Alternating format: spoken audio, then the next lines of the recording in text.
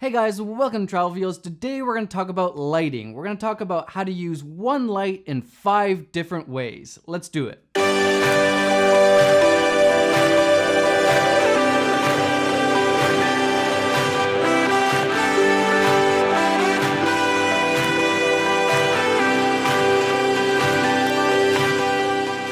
So in filmmaking, lighting is super important. I don't think people really realize how important lighting is when they're first getting into filmmaking. Most of the time, it actually matters way more what kind of lighting you're using and how good your lighting is versus what camera or lenses you're using.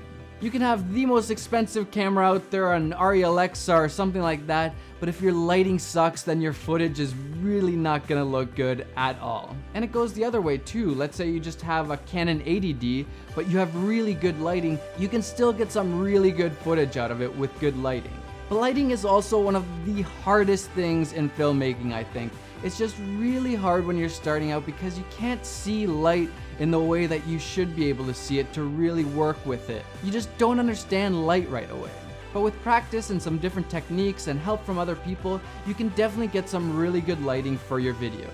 For example, right now I'm using 3 different lights like I showed you guys in the beginning. We have our key light, and that's our main light. That's gonna be the main light that lights me up right now. And then we have some other little lights, one that's on the background over there, and then another one that's just filling me in a little bit so it's not quite as harsh with the contrast. But many of you aren't gonna have 3 really good lights to use like I do right now. So what can you do with just one light? I wanted to show you guys 5 different lighting techniques that you can do with just one light. That's all you need is just one light.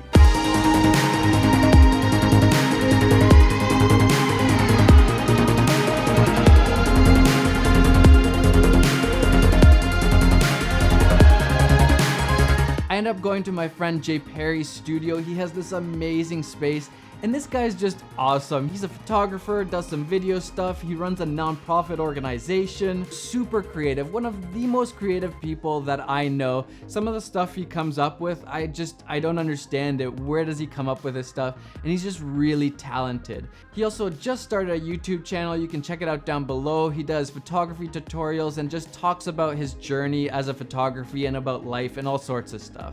I guarantee you his channel is gonna blow up, so if you wanna be part of the beginning, the birth of his channel, go and subscribe to him and send him some love. He really deserves it.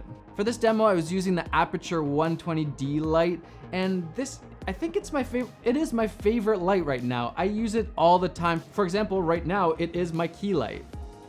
Look at that light, it just looks really good and it's just really easy to use. It's LED, so it doesn't consume a lot of power. It's really high quality light. The color of it is really good. It's a powerful light and it's not too expensive for what it is. So if you need a light and you can only buy one light, this is your light. You should definitely get the 120D from Aputure.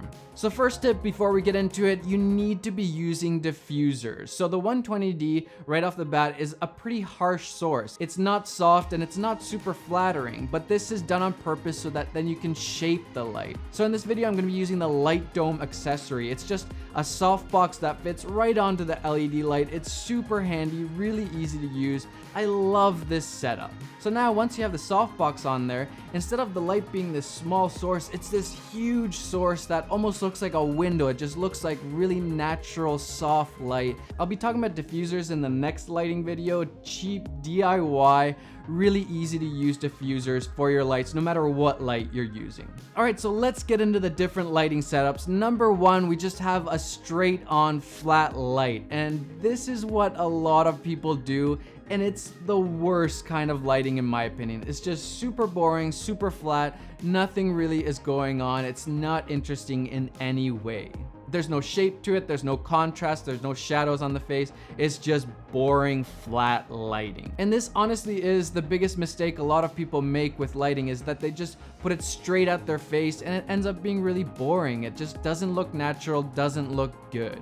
So I would say avoid setup number 1, straight on flat lighting. It's boring, don't use it. Alright, so how can we make it more interesting? Okay, well, we're just gonna take that light that was straight on and we're just gonna move it over to the side a little bit. Kind of a 45-degree angle to your face. And this is what's called Rembrandt lighting. So that's number 2. Rembrandt lighting is just putting the light to the side where you get this little triangle on the far side cheek.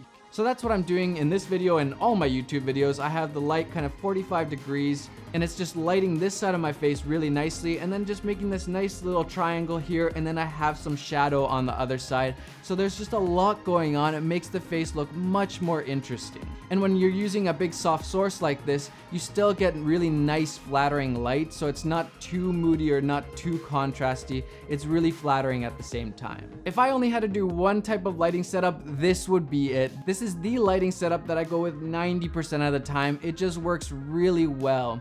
And you can also adjust it a little bit depending on how moody you want things. You can kind of move the light closer to the front or further to the side, and that's going to change how much shadow there is on the far side of the face, how small this triangle gets. So if you want it to be more moody, you can move it more over to the side and you're going to get less light, a little bit smaller triangle on this side. Whereas if you want a less moody look or a little bit more lighthearted feel, you're just going to move the light over so it's a little bit more straight on. But still keep some of that shadow because it just makes the face look a lot more interesting. Super easy to do. I highly recommend this lighting setup for any talking head stuff. This is a really good one. Number 3 is split lighting, and this is where we put the light completely to one side or the other, and that means you're only going to get light on one side of the face, and then the other side of the face is going to be completely in the shadow, completely in the dark.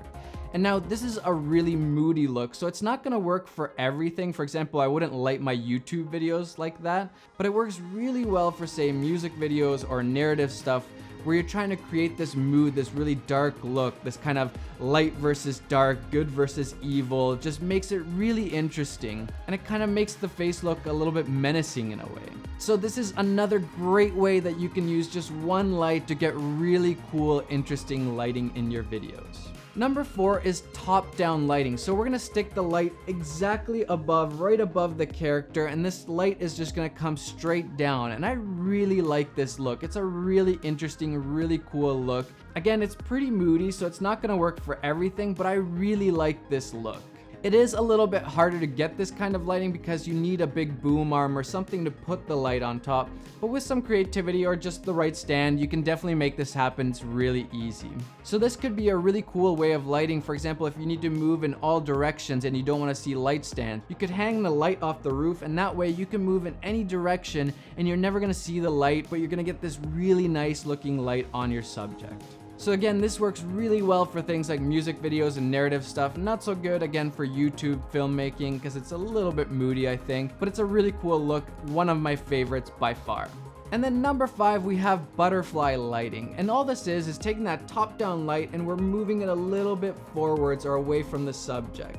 And what this does is it makes it a little bit less moody and creates this nice little shadow underneath the nose. And that's actually where the name comes from. It kind of makes this butterfly looking shape with your nose and then the shadow that your nose creates. So this is a beauty light. It's really flattering. It's used to just make someone look really good, whether it's a model or an actor or actress, something like that. It's really flattering and makes the talent look really good, but there's not too much mood going on.